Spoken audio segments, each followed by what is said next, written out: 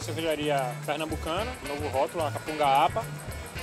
A APA é um American Pale Ale e é uma cerveja que leva lúpulos americanos e tal, mas que tem origem, na verdade, na Inglaterra e que, no caso da Capunga APA, ela está trazendo aqui uma cerveja bem leve pra gente, bem refrescante e fácil de beber e, ao mesmo tempo, bem saborosa, aromática.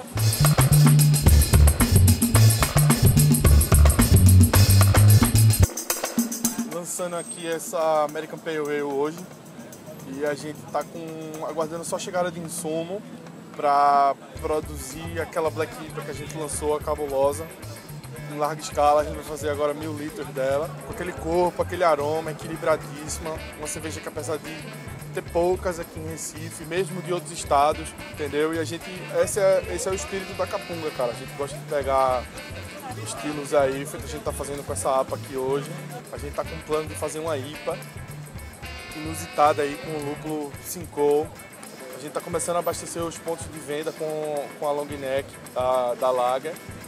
E junto com a garrafinha de 330 ml da APA também.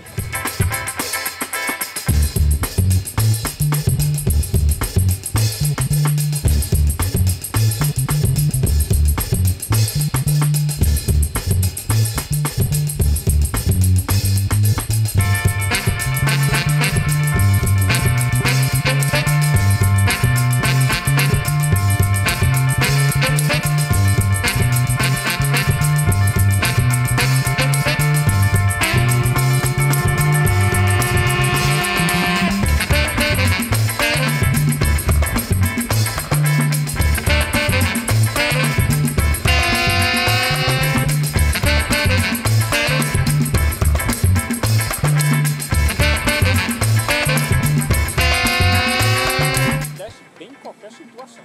Pra mim, uma cerveja para você ter dentro da geladeira, para você tomar onde você estiver e tomar em casa na hora que você quiser.